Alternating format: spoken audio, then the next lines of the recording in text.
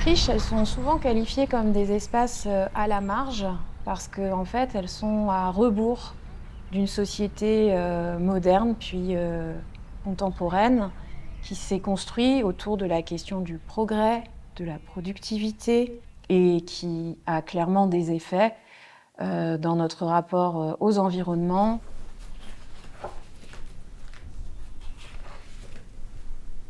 De formation, je suis artiste, donc je suis diplômée de l'École nationale supérieure de photographie d'Arles. Mais dans ma pratique, j'ai un rapport aussi documentaire aux images. Donc dans des paysages que je photographie, de comprendre les mécanismes politiques, écologiques, leur géographie. En 2012, j'ai repris un master 2 recherche qui était à Rennes 2, qui s'appelait, parce qu'il a disparu, Paysage, réalité et représentation. Et ce master 2 et le sujet de mon master a abouti à un travail de doctorat sur la question de notre relation, à la fois la représentation de la nature et du sauvage, en lien avec des questions politiques. Donc, j'ai soutenu en 2021. Ensuite, très vite, il y a eu l'envie de ce livre pour lui donner une dimension publique. Et ensuite, on a cherché un lieu à Rennes pour accueillir le projet, et c'est l'université et qui s'est montrée partante.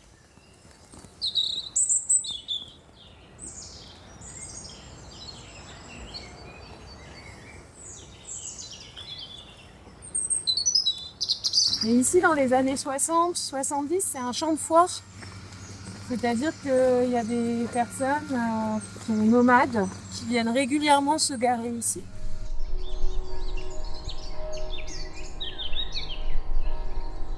Me questionnant sur cette relation et ce grand partage entre nature et culture, je vais essayer de trouver et de faire de l'expérience et de représenter des paysages que je vais qualifier d'intermédiaires.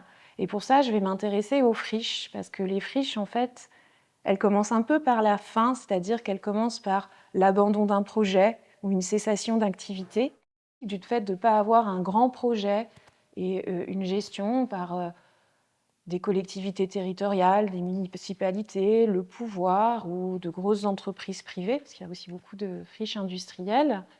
Eh bien, il va y avoir un principe de réensauvagement et de réappropriation de ces espaces.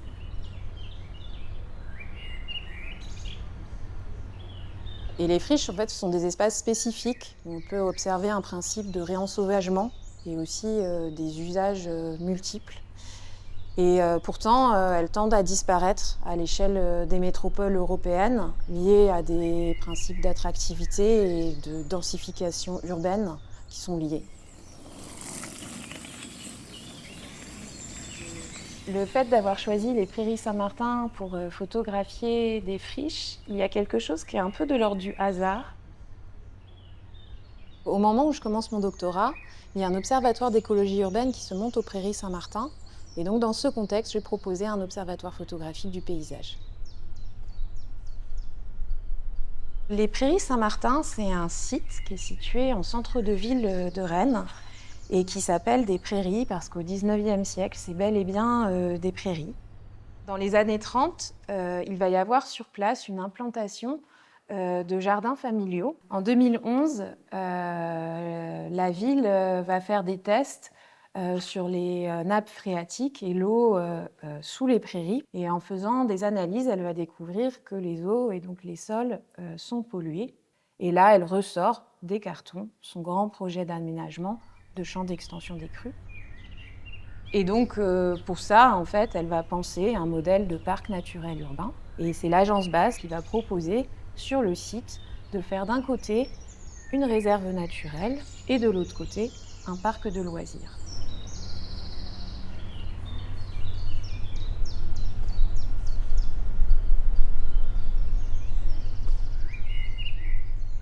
Là où le projet va être compliqué à mener, c'est que pour le mener à bien, il nécessite d'expulser ou d'exproprier un certain nombre d'usagers et d'usagères des lieux. Tout d'abord, les locataires des jardins familiaux, les personnes qui vivent dans le lotissement, mais aussi des personnes qui s'installent de manière plus ou moins éphémère à l'intérieur des prairies. Et c'est devenu moi ce que j'ai appelé une zone refuge pour des personnes nomades et dont les choix de vie et d'habitat ne sont pas tout à fait ceux de la norme de nos sociétés d'appartements et de maisons fixes et sédentaires. Et j'ai appelé ça un spot parce qu'en fait, sur cette année-là, venaient se garer des personnes qui vivaient en camion, des étudiants, des étudiantes, des apprentis qui allaient rester sur un temps assez court à Rennes et qui n'avaient pas de logement, des intermittents du spectacle, des personnes qui faisaient le choix de ne pas être sédentaires. Et c'était un lieu très identifié à Rennes pour garer son camion, un peu comme la plaine de Beaux et les labos. En tout cas, toutes les personnes avec qui j'ai échangé étaient extrêmement sensibles au caractère végétalisé, aux animaux. Ils me disaient, tiens, aux prairies, en fait, il y a un renard. Ils ont fait des cabanes pour des oiseaux. Il y avait un principe à côté du lotissement plutôt d'autogestion. Ils ont essayé de faire un jardin, des réserves d'eau. Et donc, il se trouve que dans beaucoup de mes projets, sans cesse, je croise des luttes. Et je crois que c'est symptomatique de la société dans laquelle on vit. C'est-à-dire peut-être des personnes qui essayent d'imaginer d'autres façons de faire, d'autres modes de vie, et un système qui est aussi très présent et qui, à un moment, écrase ces altérités. À la fois, je vais documenter, et j'ai eu le souci de présenter différents points de vue, le point de vue des paysagistes, le point de vue d'un élu de la municipalité, d'essayer de comprendre quels étaient et d'expliciter quels étaient leurs enjeux, leurs contraintes. Et je pense que dans le regard qu'on peut avoir sur le site des Prairies Saint-Martin, c'est absolument pas manichéen, c'est pas bien ou mal.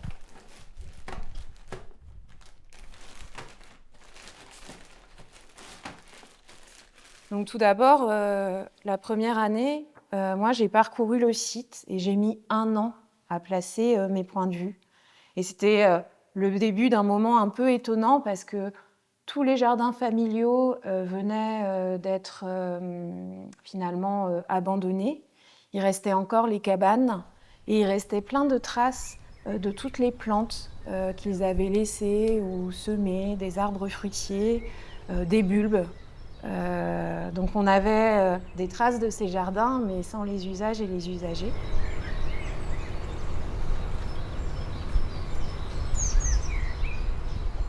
Aussi, ce que j'ai décidé, c'est de travailler en argentique, parce que j'aime beaucoup le modelé du film, et parce que ça m'obligerait aussi à avoir une certaine économie d'image.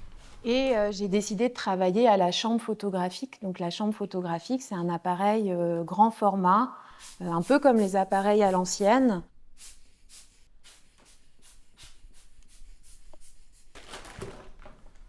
Et dans le choix des points de vue, eh bien, j'ai décidé de photographier les différents types de paysages. La grande prairie, qui est au sud, les sous-bois, les anciens jardins familiaux, le lotissement, et puis au nord, la friche industrielle.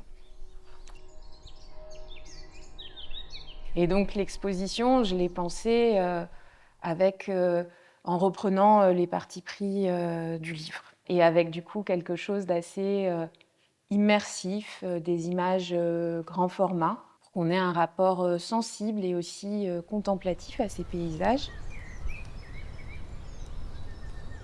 Le livre, dans le cadre de ma pratique, dans le cadre de ce travail de recherche-création, c'était vraiment l'objet qui me semblait le plus adapté pour retranscrire à la fois tout ce travail qui s'est ancré dans une démarche d'artiste et de chercheuse.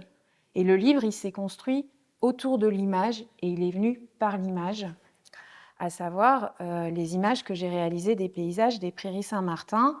Elles ont un double statut, c'est un rapport sensible, sensoriel au paysage. C'est quelque chose ce sont des images qui sont contemplatives. Et ce sont aussi des documents qui nous ont permis, aux membres de l'Observatoire d'écologie urbaine et à moi-même, d'analyser les rythmes et les usages de la friche et les évolutions de ces paysages.